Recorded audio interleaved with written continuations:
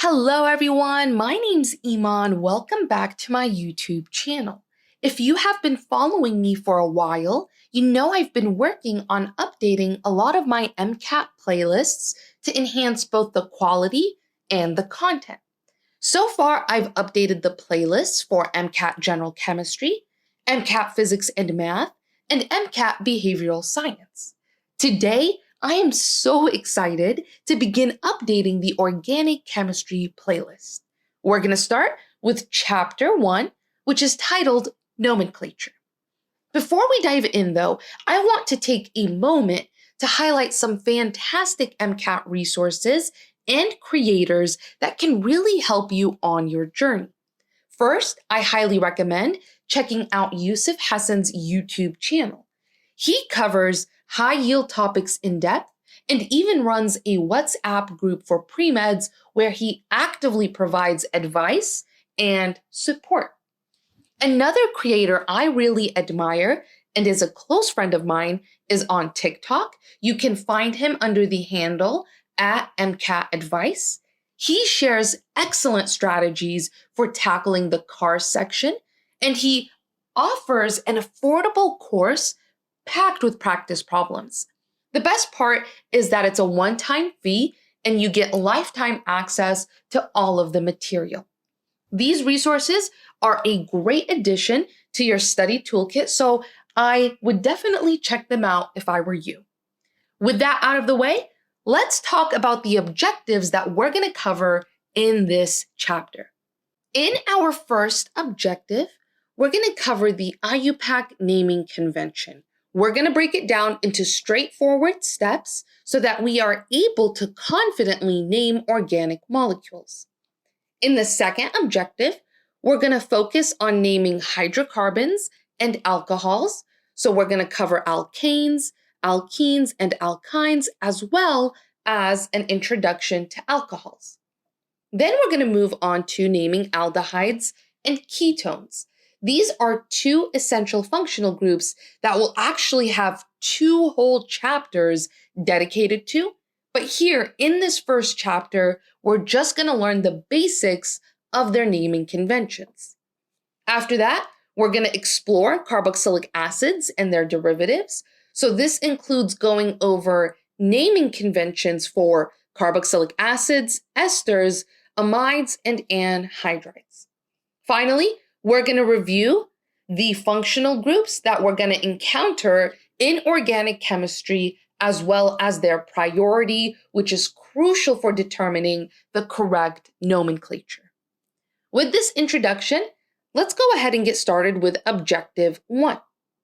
When we're naming organic compounds, the IUPAC system is key to giving molecules consistent and universally recognized names. There are 4 main parts to naming that we're going to focus on. The first is the root or parent chain. This tells us the overall length of the carbon chain in the molecule. So when you're selecting the parent chain, you always want to choose the longest continuous chain of carbons that includes the highest priority functional group. And this will serve as the backbone of the molecule's name. Next are modifiers. These indicate the functional groups that are attached to the parent chain. These functional groups define the molecule's reactivity and its overall classification. Third, we have substituents. These refer to the groups branching off of the main chain. These can include alkyl groups, halogens, or other functional groups. Substituents are going to be named as prefixes, and we're going to learn how to alphabetize them properly when multiple substituents are present. Finally, we have numerical locations, which specify where the branches or functional groups are located on the chain. And to minimize confusion, you want to always number the chain in a way that gives the substituents the lowest possible numbers. With these 4 key pieces of information, we're now fully equipped to name organic molecules. But how do we approach this in a systematic and organized way? Let's put this knowledge into practice by walking through the steps for naming. Step 1 is selecting the parent chain. And again, the parent chain is the longest continuous chain of carbon atoms containing the highest order functional group in the molecule. This chain will form the backbone of the name, and then everything else is going to be named in relation to it. For instance, in the molecule that's shown here, the longest continuous chain consists of 9 carbon atoms, making the parent chain no name. How did we determine that? There's actually a systematic way to name carbon chains based on their length. To understand this better, let's take a closer look at the table of parent names for alkanes. Alkanes are the simplest class of hydrocarbons. They consist solely of carbon and hydrogen atoms connected by single bonds, which is what we see here in this molecule.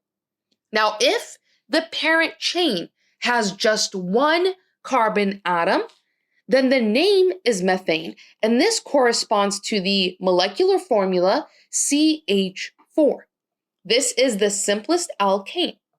Now, a chain with 2 carbons is called ethane, and it has a molecular formula of C2H6. A chain with 3 carbons is called propane, and it has a molecular formula of C3H8. Notice how the prefixes meth, eth, and prop are unique to the smaller chains. But as the number of carbons increases, the prefixes start to follow a more predictable pattern.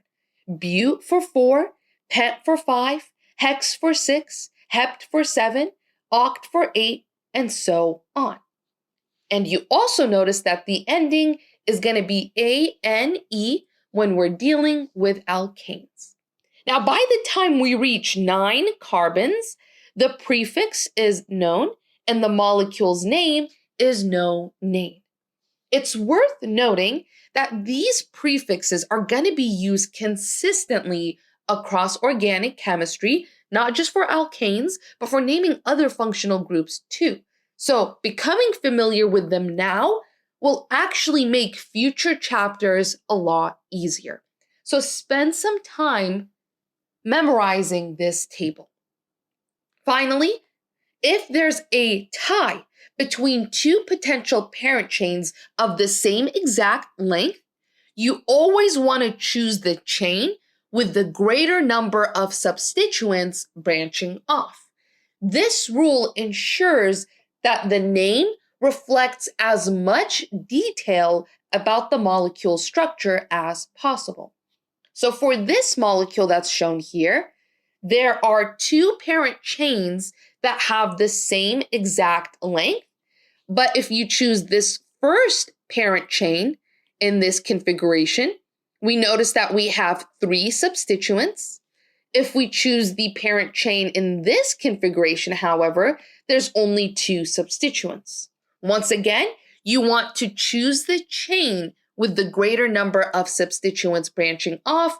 So this is going to be the correct way we assign the parent chain for this particular molecule. Wonderful. Now that we've covered step 1, let's move into step 2, numbering the chain. The way you number the chain is so important because it ensures that the name conveys the correct structure of the molecule. When numbering, the highest priority functional group should always have the lowest possible number. This is non-negotiable because it establishes the functional group as the defining feature of the molecule. For example, if there's a carboxylic acid group in the molecule, it must be assigned the lowest number because carboxylic acid is the highest priority functional group that we need to know for MCAT organic chemistry. And this leads us to the priority list shown here. This priority list ranks functional groups in descending order of importance. Carboxylic acids at the top, followed by anhydrides, esters, and so on down to alkanes, which have the lowest priority. If there are no functional groups, or if all of the substituents have the same priority, then your goal is to number the chain in a way that gives the substituents the lowest possible set of numbers. For instance, let's take a look at this molecule as an example. The parent chain in this molecule has 7 carbons, and so it's going to have the parent name heptane. We can number this chain one of 2 ways. We can start one at the left end, so we have 1, 2, 3, 4, 5, 6, 7 in this manner, or we can start the numbering at the right end of this chain. Here we have 1, 2, 3, 4, 5, 6, 7. This chain has a total of 3 substituents. Here's that first substituent, here's the second, and here's the third. Remember, our rule is to number the chain in a way that gives the substituents the lowest possible set of numbers. Numbering the chain in this first manner, where carbon number 1 is on the left end, the number for the substituents is going to be 2, 5, 5. If we number it the other way, then the substituents have the numbering 3, 3, 6. The correct numbering is going to be 2, 5, 5 because it minimizes the numbers assigned to the substituents. In contrast, numbering it as 3, 3, 6 is incorrect because it results in higher numbers overall. Similar to straight chains, rings are numbered starting at the position with the greatest substitution, and this ensures that the numbering proceeds in a direction that assigns the lowest possible numbers to the highest priority functional groups. Finally, one quick note, this might seem counterintuitive, but when you're deciding between double and triple bonds, double bonds actually have a higher priority when it comes to numbering. Now we can move into step 3, naming the substituents. Substituents are functional groups or smaller chains of carbon atoms that branch off from the parent chain. These groups are not part of the parent chain itself, but they're crucial in constructing the full name of the molecule. Let's start by looking at the table of substituent names. For substituents with 1 carbon, the name is methyl. For 2 carbons, the name is ethyl, and for 3 carbons, the name is propyl. Notice that the prefixes that are used here for 1, 2, and 3 carbons are the same prefixes we saw earlier for parent chains, meth, eth, and prop. However, for substituents, the name ends in YL rather than ANE, and that signals that this is a branch rather than the main chain. As the number of carbons increases, the same pattern continues. Butyl for 4 carbons, pentyl for 5, hexyl for 6, and so on. Again, for substituents, the name ends in YL. In addition to straight chain substituents, we have a few special cases to know for MCAT organic chemistry. First, we have tert-butyl. This is a 4-carbon substituent where 3 carbons form a branching point and the 4th carbon connects it to the parent chain. Then there's isopropyl. Isopropyl has 3 carbons with the central carbon attached to the parent chain and the remaining 2 branching off symmetrically. Neopentyl is a 5-carbon substituent that features a branching point near its connection to the parent chain. And then isobutyl is a 4-carbon group with a single branching point. Finally, the 5th special case is sec-butyl. If there are multiple substituents of the same type, we will use prefixes like di, tri, or tetra to indicate how many are present. For example, if a molecule has two methyl groups, it would be referred to as dimethyl. The fourth step is to assign a number to each substituent. So once we've identified and named the substituents, the next step is to indicate their positions on the parent chain by pairing them with the corresponding carbon numbers. Now, we saw this example earlier, 7-carbon chain, making it heptane, and we have a substituent, a methyl group located at carbon 2, and then 2 other methyl groups located at carbon 5.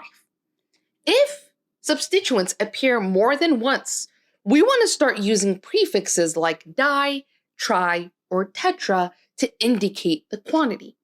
A common mistake that students will make is thinking that these prefixes, di, tri, or tetra, can only be used for substituents at the same carbon.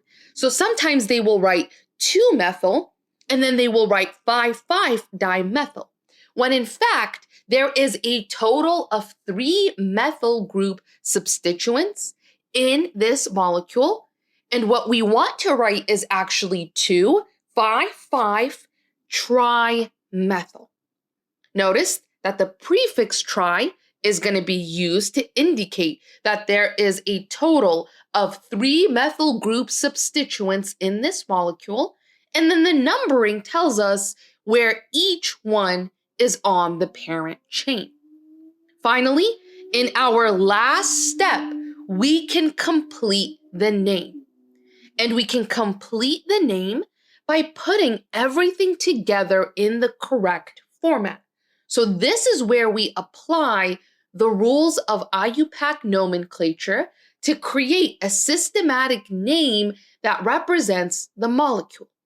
First, the name always begins with the substituents, which are going to be listed in alphabetical order. Here, it's important to note that prefixes like di, tri, or tetra, which indicate the number of substituents, are not considered when placing things in alphabetical order. So for example, in this molecule that's shown here that we have used as a frame of reference for the other steps, we know that there are 3 methyl groups, so we write trimethyl.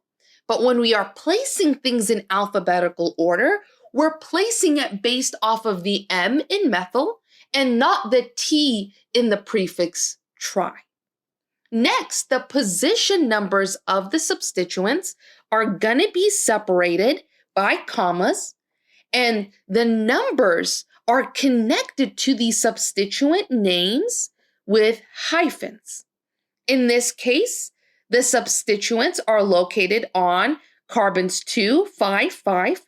So we write 2, 5, 5. Then we place a hyphen and denote the substituent name, trimethyl. Finally, we place the name of the parent chain, which we determined earlier as heptane. This is added at the end. So the complete name for this molecule is 2,5,5-trimethyl heptane. So by following these steps, selecting the parent chain, numbering it, naming the substituents, assigning numbers to the substituents, and finally completing the name, we'll be able to systematically name any organic molecule using IUPAC rules. Let's go ahead and jump into a practice problem. Our goal for this problem is to name the following molecule. In order to do that, we want to follow our naming steps. Step 1 is to identify the longest carbon chain. Here for this molecule, the longest carbon chain has 1, 2, 3, 4, 5, 6, 7, 8 carbons. With 8 carbons, our parent chain name is octane. Our second step is to number the chain, and we can do this one of 2 ways. We can start numbering at the leftmost carbon, 1, 2, 3, 4, 5, 6, 7, 8. When we number it in this manner, we notice that we have 2 substituents at carbon 3, 1 substituent at carbon 4, and a final substituent at carbon 5. However, if we number it in the opposite way, starting at the rightmost carbon, we now have 1, 2, 3, 4, 5, 6, 7, 8. With this numbering order, our first substituent appears at carbon 4, our next substituent appears at carbon 5, and then we have 2 more at carbon 6. Ultimately, when we are numbering the chain, our goal is to give the substituents the lowest possible set of numbers. And it becomes really obvious that the first way we numbered the chain is the correct way because it gave us substituents at 3, 3, 4, and 5, which are lower numbers than 4, 5, 6, 6. So we're going to go ahead and erase the numbers in red and keep our numbering in green. Then the third step involves naming the substituents.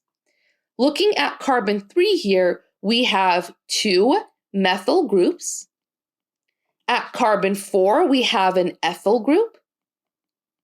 And then at carbon 5, we have one of our special cases. This is an isopropyl group. So we're going to write isopropyl. Then the fourth step is actually to assign a number to each substituent. Let's start with carbon 3. We said we have 2 methyl groups, so we can write 3,3 dimethyl. Then we have an ethyl group at carbon 4, and we have an isopropyl group at carbon 5. We now have all of the pieces to complete the name. First, the name always begins with the substituents, and this is going to be listed in alphabetical order. To remind you, prefixes like di, tri, or tetra are not considered when we're putting things in alphabetical order. So what we're really comparing is the M in methyl, the E in ethyl, and the I in isopropyl. E comes before I or M, so the first part of our name is actually 4-ethyl. Then we follow this with 5-isopropyl because I comes before M. So we write 5-isopropyl. And now we can write 3,3-dimethyl. These are all 3 parts of our substituents. Now that we have that right, we can go ahead and slap on our parent chain name, which is octane. So we add that to the end. The name of this molecule is 4-ethyl, 5-isopropyl, 3,3-dimethyl octane. And with that, we've completed objective 1, and we can now move into objective 2, which is titled Hydrocarbons and Alcohols. Hydrocarbons are compounds that contain only carbon and hydrogen atoms. These are some of the simplest organic molecules. Alcohols, on the other hand, contain at least one hydroxyl group. And a hydroxyl group is an OH group, an oxygen bonded to a hydrogen. We're going to discuss the naming rules for both hydrocarbons and alcohols, and we're actually going to start with alkanes. Alkanes are considered saturated hydrocarbons because all of the carbon-carbon bonds are single bonds. Here's a table showing the parent names for alkanes, which we've already seen, but it's here to serve as a friendly reminder. For a single carbon, the name is methane. For 2 carbons, it's ethane. For 3 carbons, it's propane. 4 carbons, it's butane, so on and so forth. Remember, the ANE ending indicates that the molecule is an alkane. So, if you see this suffix, you know the structure contains only single bonds. Next, let's touch on halogens, which are common substituents on alkanes. When halogens like fluorine, chlorine, bromine, or iodine are attached to a hydrocarbon, they're indicated with prefixes such as fluoro, chloro, bromo, or ido. For example, in the structure that's shown here, there is a bromine atom that is attached to this 5-carbon chain. By following the rules of nomenclature, this molecule is named 2-bromo-2-methyl-pentane, where bromo indicates the presence of bromine, and its position on the chain is specified by the number 2. Next, we have alkenes and alkynes. This is going to be very interesting. Alkenes are double bonds, and alkynes are triple bonds that are present in hydrocarbon structures. Alkenes are hydrocarbons that contain at least one carbon-carbon double bond. To name an alkene, we replace that ane suffix of the parent chain with ene to indicate the presence of the double bond. Also, we number the parent chain so that the double bond is assigned the lowest possible number because alkenes are higher in priority than alkanes. For example, if a double bond appears between carbons 2 and 3, then the molecule will be named with the number 2 to indicate the start of the double bond. Similarly, alkynes are hydrocarbons that contain at least one carbon-carbon triple bond. When we're naming alkynes, the suffix yne is used instead. And just like with alkenes, we number the parent chain to give the triple bond the lowest possible number. So for instance, if there's a triple bond that's located between carbons 1 and 2, then the numbering begins at carbon 1 to reflect this position. I want to restate here something that was mentioned in Objective 1. I said it was a bit counterintuitive, so it's worth mentioning again. Alkenes are higher priority than alkynes. Double bonds are higher priority than triple bonds. Keep that in mind because if your molecule has both a double bond and a triple bond, you want to assign the double bond the lowest possible number. Finally, for this objective, we want to discuss alcohols. Alcohols are hydrocarbons containing a hydroxyl group, in other words, an OH group. To name alcohols, we replace the E ending of the parent hydrocarbon with the suffix OL. For example, the simplest alcohol, ethanol, has a 2-carbon chain where one hydrogen is replaced with a hydroxyl group. Ethanol also goes by the common name ethyl alcohol. Some of the molecules we're going to cover in this chapter, we will say their IUPAC name. We will also mention their common name as you might see either appearing on the MCAT. Now, in a more complex molecule, we number the parent chain to give the hydroxyl group the lowest possible number if the alcohol is the highest priority group that's present in that molecule. We can see that in the following example. Here, this molecule goes by the name 5-methyl-2-heptanol, where the hydroxyl group is located at carbon 2. It's also important to note that alcohols have higher priority than double or triple bonds as well as alkanes. This is because of the higher oxidation state of the carbon.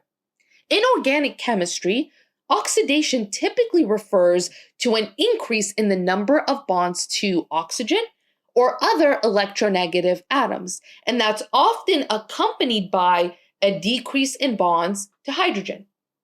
So this means that when numbering the chain, the hydroxyl group should have a lower number than any single, double, or triple bonds that are present, even if that results in higher numbers for other substituents or bonds. But If there's a higher priority functional group present, say a ketone or a carboxylic acid, then the hydroxyl group is going to be indicated using the prefix hydroxy instead of the suffix OL. To this point, we also want to talk about diols. This is a molecule that contains two hydroxyl groups. If both hydroxyl groups are on the same carbon, the molecule is termed geminal. We can take a look at this molecule here, pentane 3,3-diol. Here, the two hydroxyl groups are both on the third carbon. Alternatively, if the hydroxyl groups are on adjacent carbons, then the molecule is vicinal. And we see that in this molecule right here, ethane 1,2-diol. In short, when we're naming diols, the entire hydrocarbon name is preserved, and then the suffix diol is added. Of course, you must also remember to number each hydroxy group. This ensures clarity in the molecule structure while also emphasizing the presence of multiple hydroxyl groups. Beautiful. With that, we have completed Objective 2, and now we can move into Objective 3, titled Aldehydes and Ketones. Both aldehydes and ketones contain a carbonyl group. A carbonyl group is a carbon atom that is double bonded to an oxygen atom. And the position of this carbonyl group determines whether that compound is classified as an aldehyde or as a ketone. Aldehydes are going to have the carbonyl group located at the end of the parent chain, with the carbon atom bonded to at least one hydrogen atom.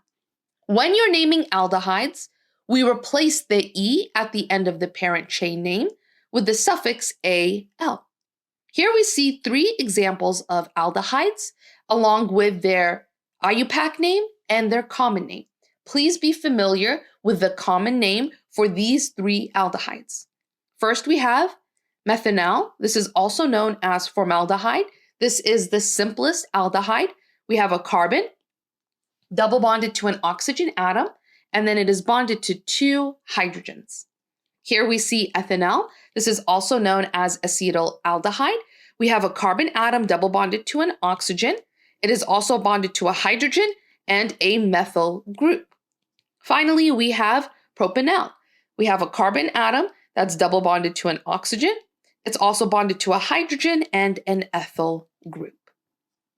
If the aldehyde is part of a molecule with a higher priority functional group, it's going to be named using the prefix oxo to indicate the carbonyl group. Ketones, on the other hand, have the carbonyl group located within the parent chain, with the carbonyl carbon bonded to 2 other carbon atoms.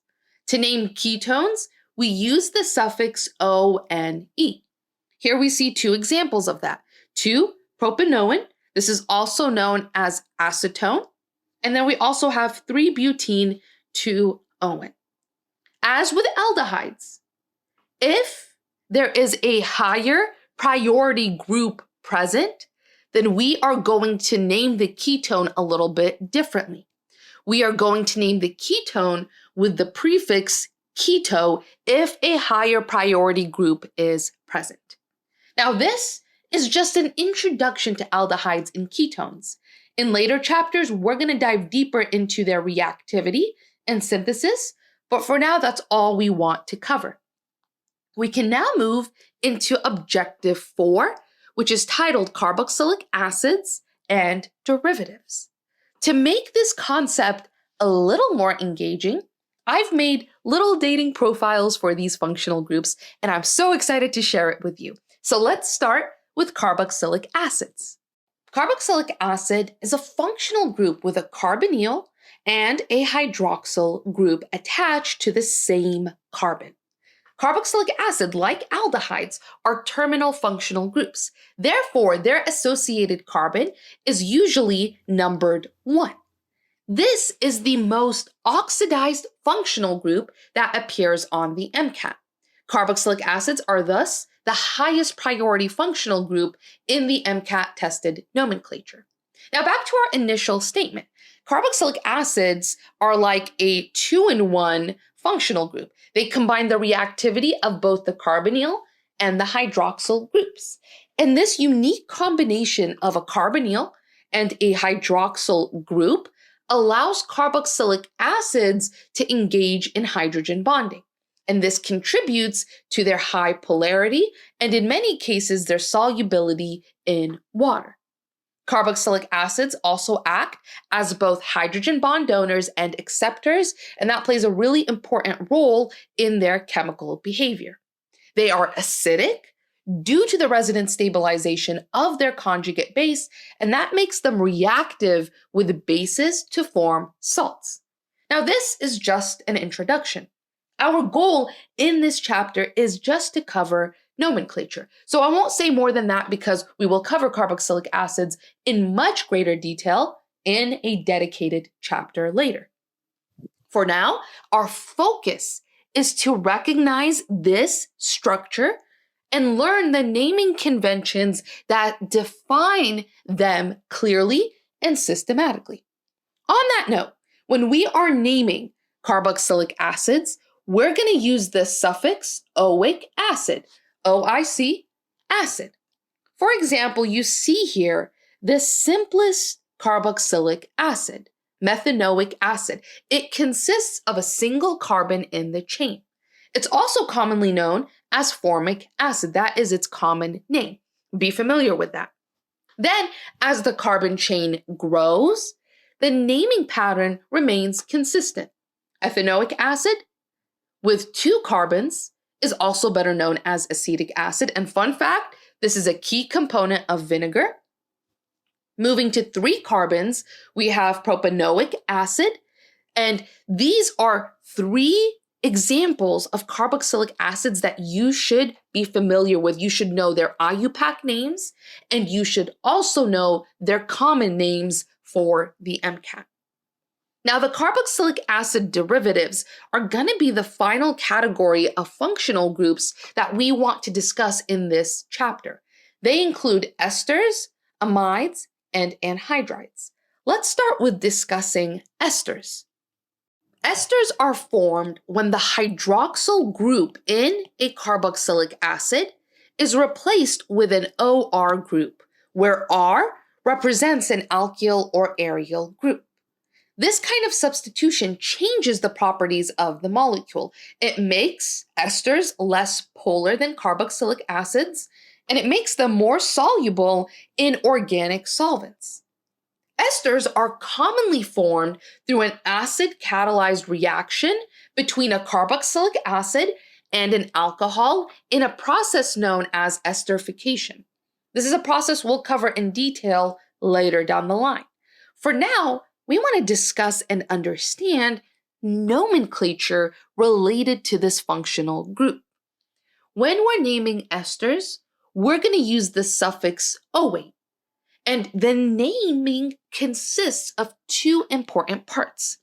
The first part is the alkyl group from the alcohol. That's going to be listed first. And you can think of this first term as an adjective describing the ester based on the identity of the R group.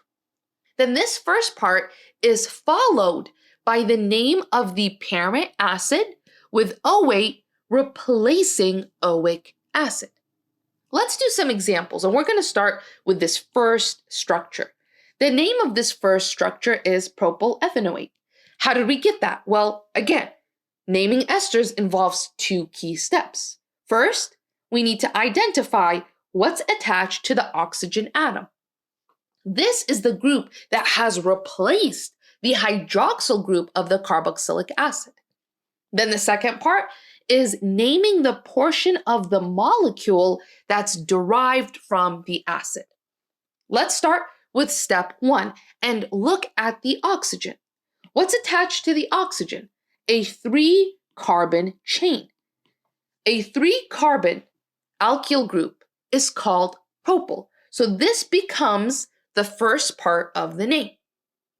Next, we look at the part of the structure that's attached to the carbonyl group. Here we find 2 carbons. If this was part of a carboxylic acid, it would be named ethanoic acid. However, since this is an ester, we're going to replace that oic acid with OA, and that gives us ethanoate. And that is how we get the name of this molecule, propyl ethanoate. Now, for this next molecule, we're going to follow the same steps. This molecule is called methyl butanoate. And how did we get that? Well, again, we're going to look at the part that's attached to the oxygen. Here we have a single carbon that's going to be named methyl. So that's the first part of the name, methyl. Then we're going to examine the structure that's attached to the carbonyl. We find that we have a 4-carbon chain. If this were a carboxylic acid, it would be named butanoic acid. But because it's part of the ester, we replace oic acid with OA. And that is how we get the following name for this molecule. If an ester is part of a molecule that actually contains a higher priority functional group, it can be named using the prefix alkoxycarbonyl to indicate the presence of an ester. Next, let's discuss amides. This is another derivative of carboxylic acids. Amides are formed when the hydroxyl group of a carboxylic acid is replaced with an amino group. And here, this R group can be a hydrogen or an alkyl group. This modification makes amides significantly less acidic than carboxylic acids. Amides are highly polar, and they're often found in polar solvents. Their ability to form extensive hydrogen bonding networks contributes to their stability, and it makes them really important in biological systems, particularly in the peptide bonds that hold proteins together. When we're naming amides, we're going to replace oic acid with amide. Let's look at a couple of examples to fully understand this. If the nitrogen atom in our amino group is attached to 2 hydrogens, the only change we would make is converting the oic acid in the name to amide. This molecule right here, it has a 3-carbon chain. If this was a carboxylic acid, it would be called propanoic acid. But it's an amide, so we're going to replace oic acid with amide to get the name of the molecule. Now, what if the nitrogen atom in the amino group is attached to substituents? What then? We're going to refer to those substituents by listing them as N substituents. In this example, this nitrogen atom is bonded to 2 methyl groups. We would articulate this by writing NN to let you know that, hey, this nitrogen atom has 2 substituents that are not hydrogen atoms. And then we would write dimethyl since both of those substituents in this molecule are methyl groups. Then for the other half of the name, we would look at the carbonyl. Here we have a 2-carbon chain. If this was a carboxylic acid, it would be called ethanoic acid. Since it's an amide, we replace oic acid with amide, and now we have the full name of this molecule. Finally, in cases where the amide group is part of a molecule that contains a higher priority functional group, the amide is going to be named using the prefix amino, depending on the context. Lastly, we're going to take a look at anhydrides. This is the final carboxylic acid derivative that we need to know for the MCAT. Anhydrides are formed through the dehydration reaction of 2 carboxylic acid molecules, where a molecule of water is removed, and that creates a structure with 2 carbonyl groups connected by an oxygen atom. This structure makes anhydrides highly reactive and useful in a variety of synthetic processes. When we're naming anhydrides, we're going to replace oic acid with anhydride.